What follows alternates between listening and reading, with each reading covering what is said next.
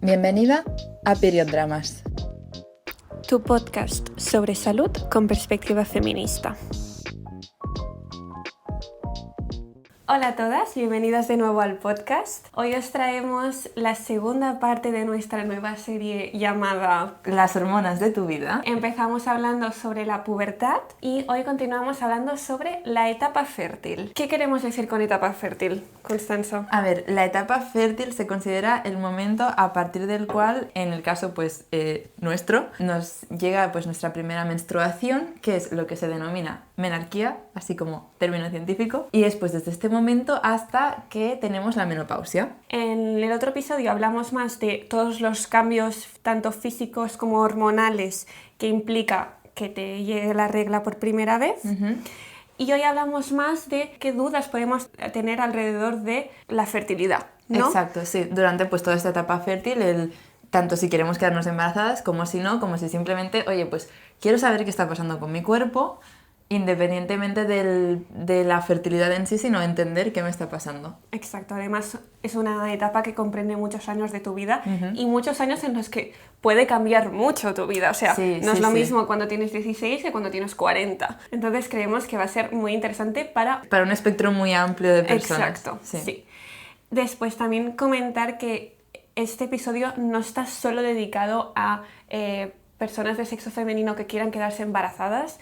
También vamos a hablar de cómo no quedarte embarazada y en general información que puede ser de tu beneficio, quieras o no ser madre en algún punto de tu vida. Exacto, sí, porque al final la fertilidad es algo que está súper influenciado por muchísimas creencias, por muchísimas expectativas de cómo tiene que ser la vida de una mujer, y en este podcast siempre tenemos en cuenta la perspectiva de género para evitar caer en perpetuar todo esto. Sí, además es un tema que suele estar muy manchado de términos misóginos, uh-huh. Que si se te ha pasado el arroz, yo que sé, en general es lo típico que siempre dicen de las comidas de Navidad, que siempre te están preguntando que cuando serás madre. Sí, y que cuando dices que no quieres tener hijos, como es mi caso, por ejemplo, todo el mundo te dice, bueno, ya cambiarás de opinión, o te preguntan por qué.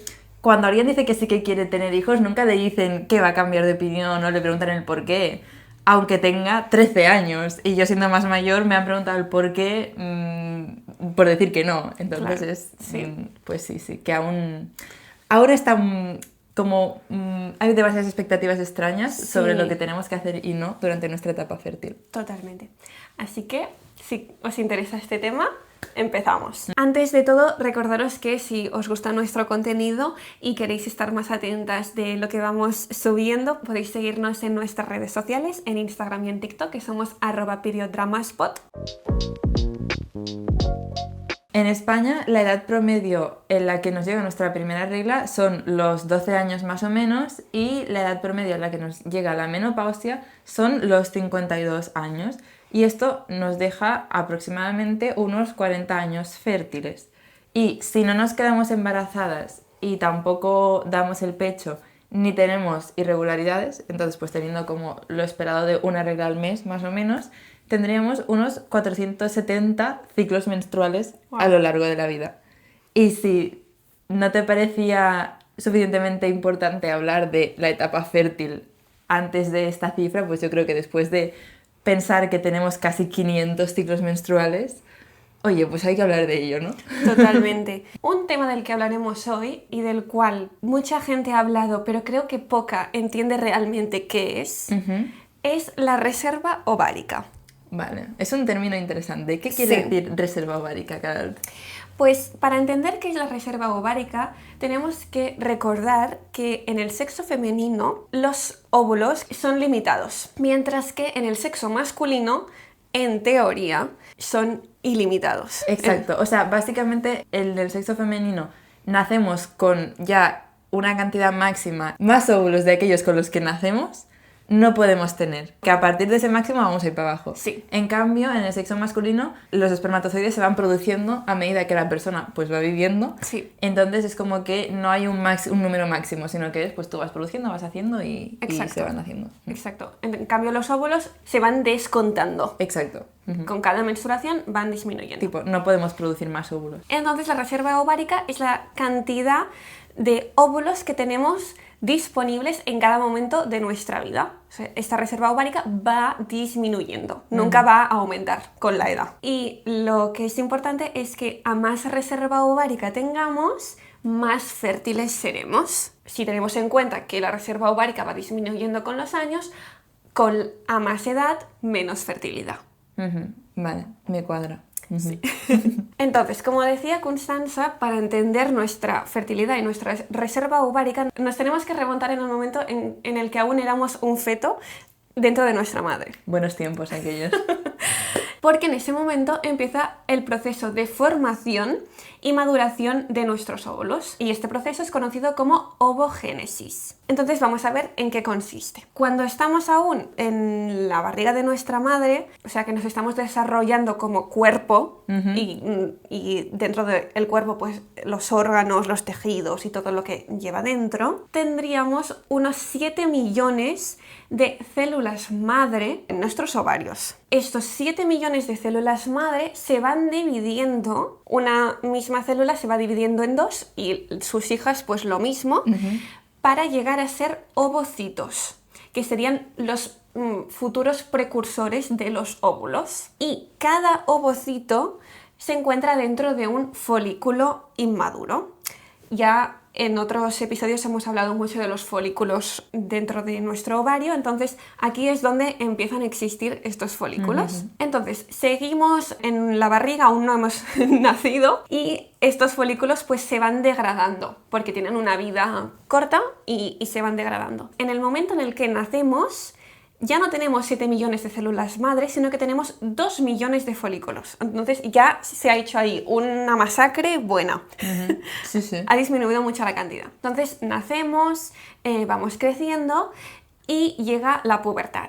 Que repetimos, os recomendamos mucho que escuchéis el primer episodio de esta serie para entender esto. Y cuando llegamos a la pubertad, nuestro contador de reserva ovárica se encuentra en 400.000 folículos inmaduros. Entonces, que en el momento en el que empezamos a ser fértiles, ya tenemos solo 400.000. Solo.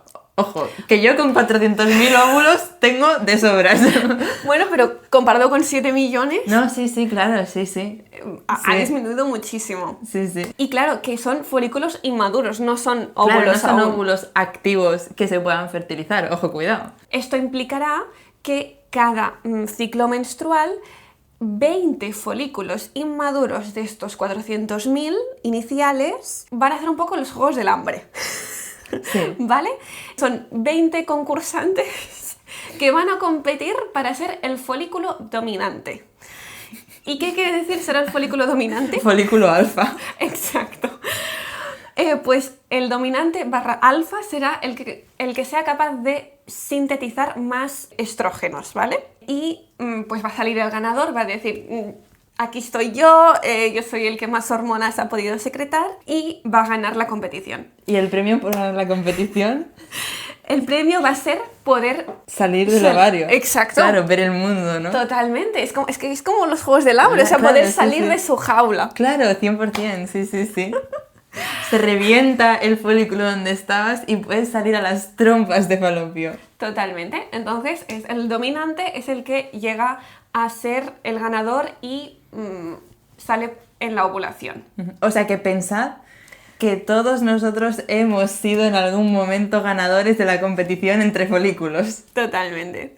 Irá, como decía Constanza, del ovario a las trompas de falopio, al útero, y si en nuestro útero se encuentra esperma, pues o en las trompas de falopio. también pues va a haber fecundación. En caso de que no se encuentre con esperma, pues ese óvulo morirá. Sí. Y Tendremos la regla. Exacto. Y si se encuentra con esperma, pues se enganchará a la pared del útero y si todo va bien, pues habrá un embarazo. Exacto. y esto se repetirá cada mes hasta que llegue la menopausia. Cuando llega la menopausia, lo que ocurre es que ya nos hemos quedado sin folículos, ya todos se han matado. Ya no hay concursantes. Ya no hay concursantes. Se acabaron los Juegos del Hambre. Claro, es la situación de post cambio del sistema. Hay un cambio del sistema, ¿no? Como en los Juegos del Hambre, ¿sabes? Cuando... Ha cambiado el reino. Claro, sí, ¿no? Sí. Porque en los Juegos del Hambre, bueno, spoiler, que cuando Katniss mata Sí. al Snow, ¿no? Sí, Y luego también mata... No, Katniss mata a la señora. vale. Es que yo hace mucho que las vi. No, pues da igual, pues Katniss mata a 2 dictadores y luego Vale. hay un cambio del sistema político. Entonces es como que vuestro último óvulo es Katniss Everdeen. Si no habéis entendido la reserva ovárica con esta super metáfora que os hemos hecho, no sé cómo lo vais a entender. Otro tema a tener en cuenta es que, claro, como decimos, este número de folículos va disminuyendo con los años y llega un punto sobre los 35 o 37 años que ya los concursantes son muy pocos, que puede ser que no lleguen a 20 cada mes. Ujú.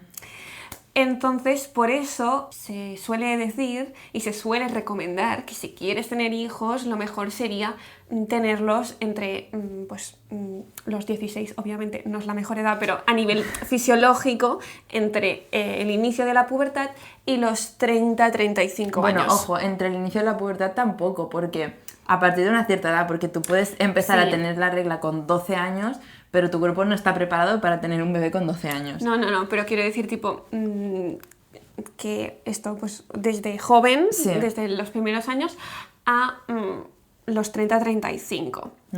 ¿Quiere decir que a partir de los 35 sea imposible quedarte embarazada? No. No, porque O si sea, no, yo sería un milagro. No, claramente. Es verdad. Entonces, la cosa es que el momento en el que es imposible quedarte embarazada es cuando estás en la menopausia. Pero antes, que cada mujer pues tiene la menopausia en una edad concreta, las posibilidades disminuyen mucho, pero no son imposibles. Entonces, aparte de este hecho como universal de que con la edad disminuyen los óvulos disponibles, también hay otros factores que pueden hacer que esta reserva ovárica disminuya más rápidamente. ¿Qué serían? Someterte a tratamientos de radio o quimioterapia.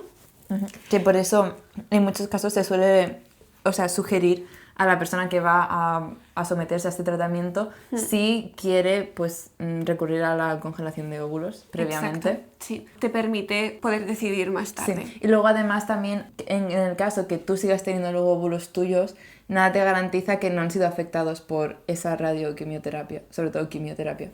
Entonces pues es para asegurar que sigues teniendo y que además son de buena calidad. Después, el estrés, o sea, tener un estrés crónico puede no solo empeorar tu reserva ovárica, sino en general tu salud. Sí, La obesidad, lo mismo que con el estrés. todo el tema de la contaminación ambiental, la exposición a tóxicos, esto no solo afecta a la reserva ovárica como tal, sino que pues, se ha visto que gente que trabaja en ciertas industrias con exposición a químicos concretos puede dar lugar no solo a que disminuya la reserva ovárica, sino que estos óvulos sean de menor calidad, que tengas más mutaciones. Y después, ciertas enfermedades, ¿vale? Ya sabéis que aquí nos encanta hablar de la endometriosis y el SOP, y son dos enfermedades que están asociadas a la infertilidad. Entonces, vamos a hacer solo 2 puntadas. En el tema de la endometriosis, sobre todo la endometriosis ovárica, o sea, cuando tienes endometriomas en el ovario, esto hace que disminuya la cantidad de tejido ovárico sano. O sea, que hay una parte de este ovario que tiene unos folículos que no van a ser capaces de competir. Por tanto, vas a tener una reserva ovárica disminuida. Además, estos endometriomas causan una inflamación que en consecuencia libera factores que pueden ser tóxicos para el desarrollo de estos ovocitos. Esto a tener en cuenta que no solo se afecta la fertilidad en concreto si tienes endometriomas en los ovarios, sino que dependiendo de dónde tengas estos endometriomas pueden afectar diferentes factores de la fertilidad. Entonces, si os interesa este tema, podemos hacer un episodio solo hablando de esto porque es muy amplio. Y después en el tema del SOP... Lo que ocurre básicamente es que no hay maduración de folículos porque, bueno, empiezan a madurar pero no terminan de madurar porque las hormonas, el desajuste hormonal que hay en el SOP no lo permite. Y entonces pues se van acumulando folículos, se van acumulando ganadores de los Juegos del Hambre que nunca llegan a salir del ovario. En el caso de que alguna de vosotras esté escuchando este episodio y diga, ¿cómo puedo saber yo cómo está mi reserva ovárica? Claro, ¿La tengo bien? ¿La tengo mal? Porque es un factor que realmente te interesa tener en cuenta de cara a planificar tu vida, ¿no? A lo mejor. Yo lo encuentro súper interesante como este hecho, sobre todo lo que siempre decimos, ¿no? De que la información es poder y que te permite tomar mejores decisiones. Entonces, hay diferentes pruebas que te pueden servir para determinar tu reserva ovárica y puedes consultar con tu ginecólogo o ginecóloga para hacértelas. Normalmente se suele empezar haciendo una ecografía, porque con una ecografía pueden ver el ovario y un poco la cantidad de folículos que tienes ahí y hacer un recuento.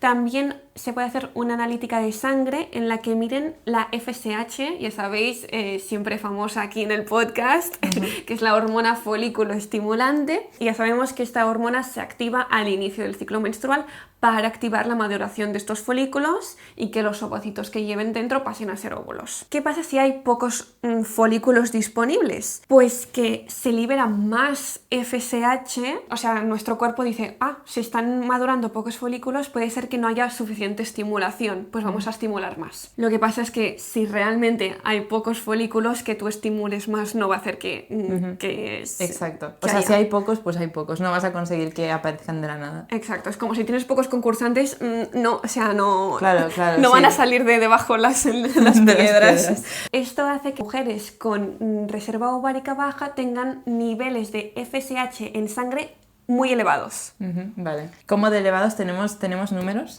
Tenemos números. Normalmente si tienes una FSH menor a 6, tienes una muy buena reserva ovárica. Si estás entre 10 y 13, moderadamente bien.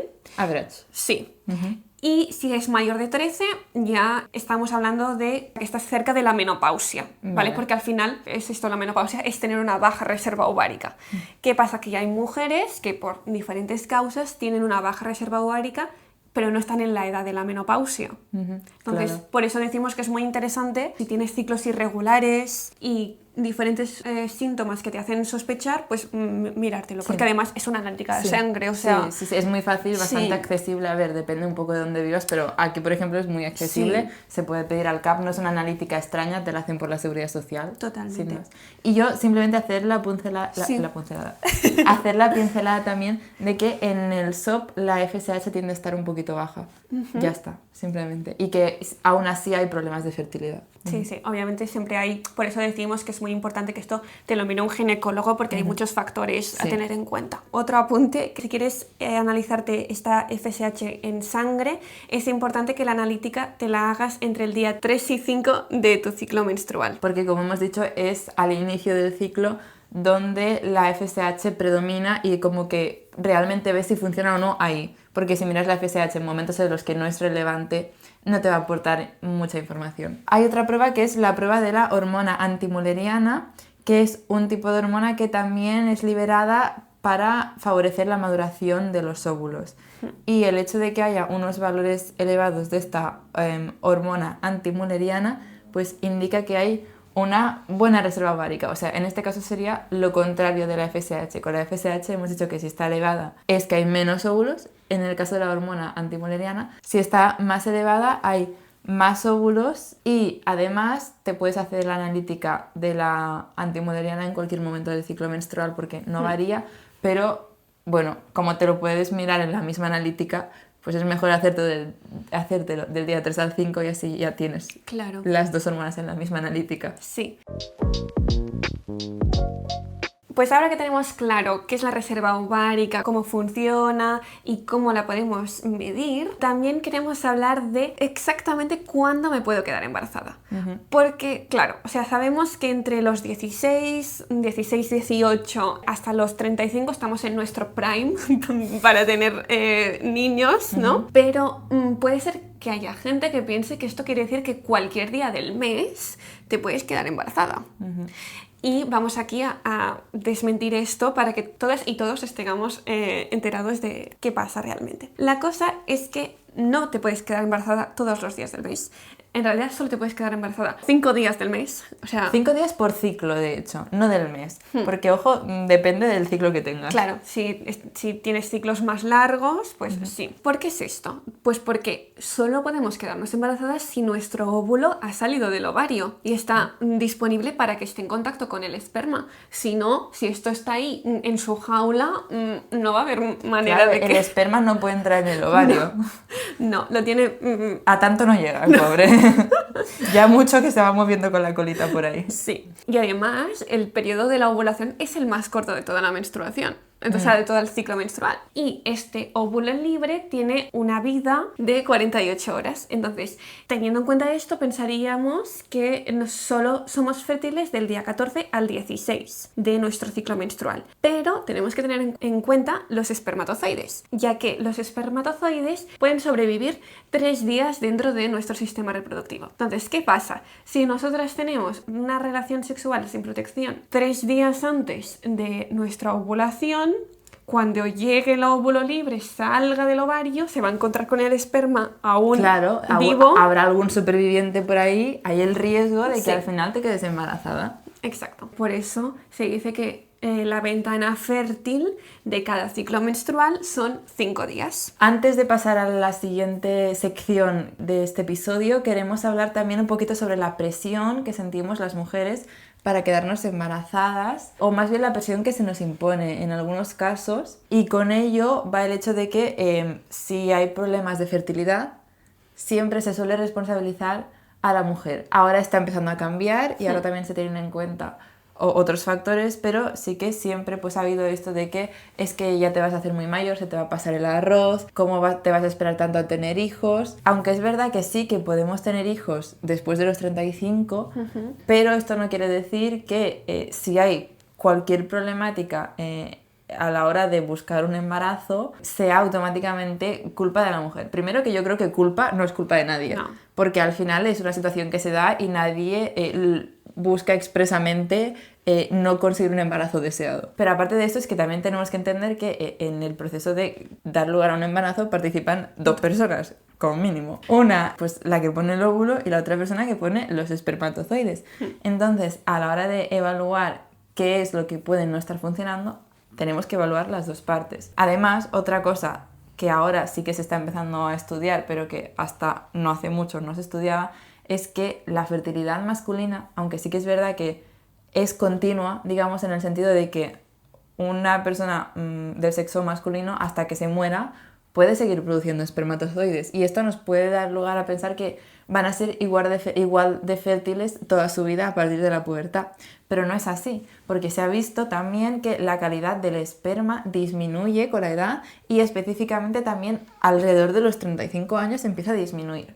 Entonces, yo lo que veo es que también en muchos casos es muy probable que, teniendo en cuenta que muchas relaciones heterosexuales los hombres suelen tener más edad que las mujeres, Sí. pues es posible que haya problemas de fertilidad y que no sea porque la mujer tiene 35 años, sino que a lo mejor es porque el hombre ya tiene 40 y su esperma pues ha disminuido también calidad. Y ya digo, todo esto sin buscar culpables, simplemente intentando entender para encontrar la mejor solución posible. Totalmente. Y igual que nos pasa a las mujeres con la reserva ovárica, que no solo afecta la edad, sino que también hay otros factores que pueden hacer que empeore tu reserva ovárica, en los hombres también pasa igual. O sea, que unos malos hábitos de vida, cierta medicación y otros factores pueden hacer que sus espermatozoides no tengan la misma calidad con los años. Es tener en cuenta que la fertilidad es algo global que afecta a la pareja y que no se debe culpar. Es que, bueno, es lo que has dicho tú, de que no hablamos de culpa, sino que no se debe responsabilizar a la mujer solo de esto. Y bueno, como un dato, se suele recomendar que cuando una pareja quiere buscar un embarazo, tanto el hombre como la mujer empiecen unos 2 meses antes de empezar este proceso, ya empiecen a mejorar sus hábitos de vida en caso de que ya no sean buenos. Esto implica pues tanto eliminar el consumo de alcohol, es que ya no reducirlo, eliminarlo, pues dejar de fumar también, porque se requieren, por ejemplo, en el caso del esperma, se requieren unos 3 meses desde que dejas de fumar para que tu esperma vuelva a ser completamente, o por lo menos tenga una calidad muchísimo mejor. Tenemos que dar una perspectiva feminista porque sí.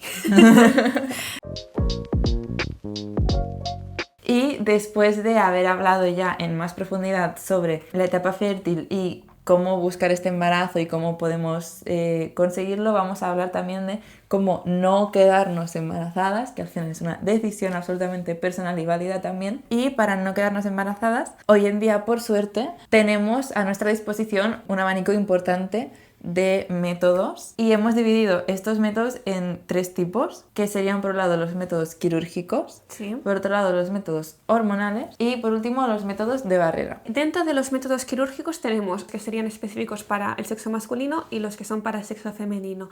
Dentro del sexo masculino tenemos la vasectomía, que consiste en cortar el conducto que conecta los testículos con la uretra, que es la vía de salida para el esperma. Entonces, de esta manera conseguimos que no pueda salir el esperma. En los métodos quirúrgicos suelen ser procesos irreversibles para conseguir ser estériles, pero en el caso de la vasectomía, en algunos pacientes se podría volver atrás y volver a conectar este conducto, pero no en todos los casos. Claro, o sea, hay que tener en cuenta que si queréis 100% tener hijos, aún no los tenéis, no recurráis a una vasectomía, porque sí que es verdad que hay casos en los que se puede volver atrás y se puede recuperar, pero nada te garantiza que en tu caso sí que puedas. En el sexo femenino tendríamos la ligadura de trompas, que sería el equivalente a la vasectomía, pero en vez de el conducto de los testículos son las trompas de falopio que conectan el ovario con el útero. Y así evitas tanto que salga el óvulo y que pueda llegar al útero, como que el espermatozoide llegue a encontrarse con este óvulo. O sea, es un bloqueo como de las 2 partes. Y otro método quirúrgico para la esterilidad femenina sería la histerectomía, que es la extirpación del útero. Lo único que esta cirugía suele hacerse a raíz de una enfermedad relacionada con el sistema reproductivo y en consecuencia produce la esterilidad, pero no suele ser un método anticonceptivo como tal. O sea, no es un método anticonceptivo, simplemente tener en cuenta que si pasáis por esto, pues una de las consecuencias es que no podréis tener hijos luego. Exacto. Pasamos a la anticoncepción hormonal, en la que la opción que todo el mundo conoce es la píldora anticonceptiva, que también tiene variantes, que serían el anillo anticonceptivo, que es un anillo que se introduce vaginalmente, y los parches que se pegan a la piel. Ya. La diferencia es que el anillo del parche es como que te lo pones una vez al mes, te tienes que acordar de sacártelo y volvértelo a poner cada mes, que puede ser más cómodo para algunas personas que no tener que tomar una pastilla al día. Sí. Pero bueno, que si queréis más sobre píldoras anticonceptivas, tenemos 2 episodios dedicados a las anticonceptivas hormonales, entonces os remitimos a ellos. También aquí lo que sí que queremos resolver una duda, que es una duda que a mí justamente me surgió hablando con un chico que fue curioso, que le estuve explicando pues cómo funcionan las anticonceptivas y también cómo funciona la reserva ovárica. Y una duda que él me planteó fue, vale, entonces si tú dices que pierdes óvulos, digamos, porque las hormonas hacen que vayan madurando y tú al tomar anticonceptivas lo que haces es detener el ciclo menstrual, por lo tanto evitas que estas hormonas fuercen la maduración de los folículos, estarías como alargando tu reserva ovárica en el sentido de que la pones en pausa y evitas que se sigan degradando estos folículos. Pues sería maravilloso, pero la verdad es que no, porque la maduración de los folículos es un proceso muy largo, ¿vale? Que inicialmente no depende de una estimulación hormonal, sino que viene porque nuestro ovario secreta unos factores de crecimiento que activan el inicio de esta maduración de los folículos. Cuando va avanzando esta maduración, llega un momento en el que sí que ya depende de las hormonas, pues de la FSH de la que siempre hablamos, y ya forma parte de cada ciclo menstrual. ¿Qué pasa? Que cuando tomamos anticonceptivas hormonales, esta maduración inicial no dependiente de hormonas no se bloquea, porque al final las anticonceptivas hormonales bloquean las hormonas sexuales. Entonces esta maduración inicial se sigue dando, lo que no prosigue a la maduración hormonal, porque esto sí que está bloqueado. Entonces los folículos empezarán a madurarse y morirán porque no seguirán esta maduración hasta el final. Exacto. Esto implica que una mujer que tome anticonceptivas hormonales y una que no va a tener más o menos la misma reserva ovárica. Luego otra opción sería el implante de progesterona, que es un implante entre comillas de plástico que te tienen que colocar pues en el cap, por ejemplo, debajo de la piel, y se puede mantener hasta 5 años, bastante práctico. Sí. También existe la inyección.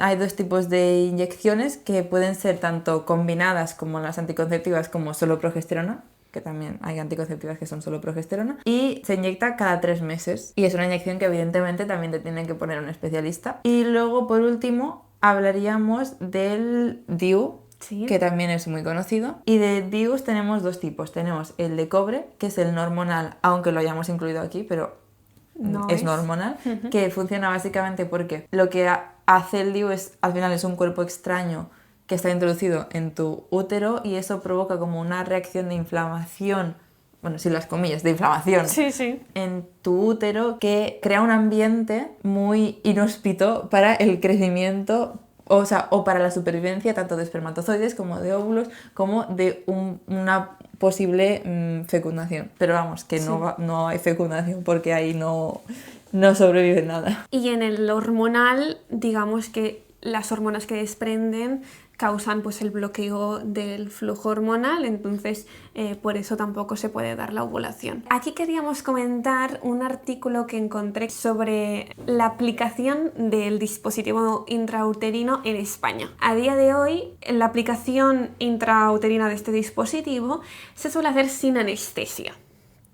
¿Vale? Tengamos en cuenta que este dispositivo llega a un sitio que normalmente no se acceden. Claro, no es la vagina. Claro, o sea, del útero salen cosas, pero no entran, a no ser que seas un espermatozoide.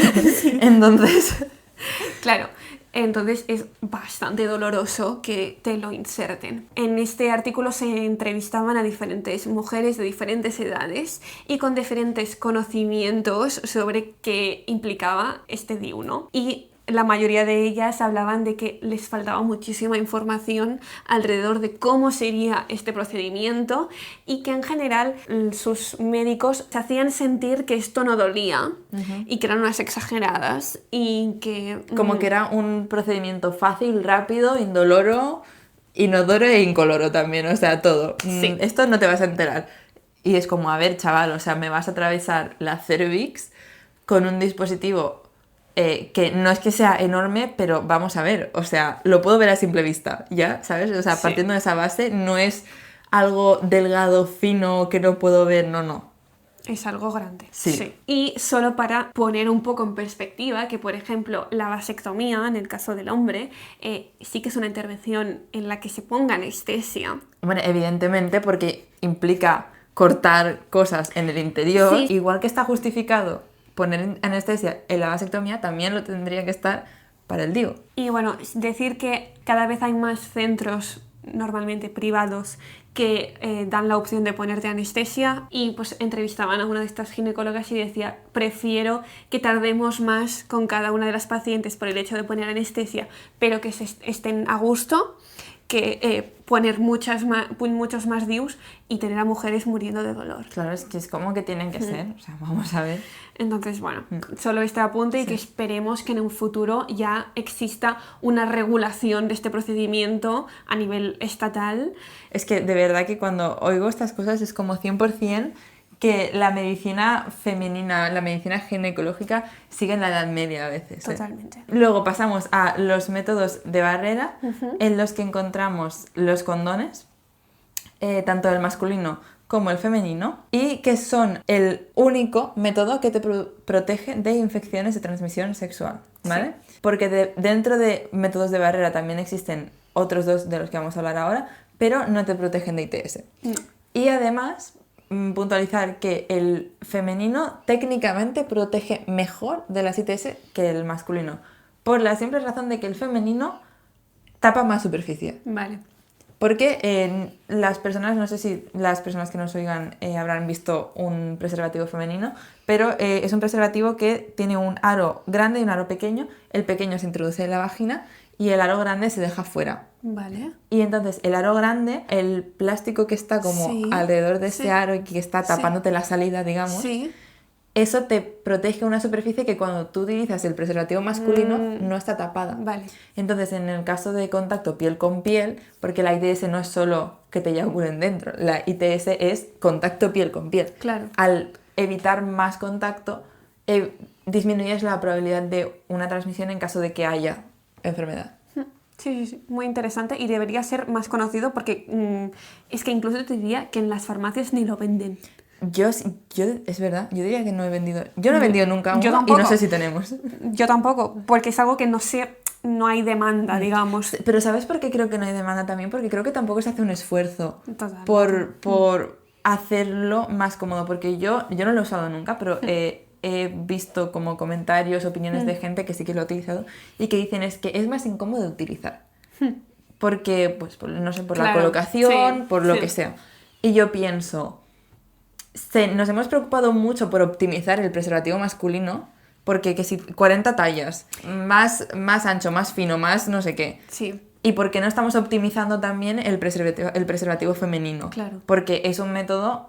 O sea, no porque ahora todo el mundo tenga que utilizar el femenino, sino simplemente pues porque optimicemos los dos, ¿no? No, y que también... demos más opciones. En el caso de... parejas de sexo femenino, o sea, 100%. Parejas lesbianas, es súper útil, porque el masculino pues no lo pueden utilizar. Exacto. Entonces me parece súper importante que también se comercialice y se tenga en cuenta este tipo de método. Ah, y puedo añadir que en el caso de parejas que es lesbianas, lo que se suele hacer es utilizar o una cosa que se llama dental dam, que es como del mismo material que un condón, pero es como un rectángulo que tú colocas encima. Vale. Y eso pues lo utilizas para hacer cosas. Vale. Y si no tienes eso, lo que puedes hacer es como coges el condón, le cortas la punta y lo cortas como en horizontal y queda abierto. Y queda desplegado. Vale. Interesante. Tips. Y si hay por aquí alguien que sepa más que nosotras sobre este aspecto, también nos puede informar. Súper bienvenidas. Después, el tema del diafragma, que esto yo no lo conocía prácticamente. Yo muy poquito también, la verdad.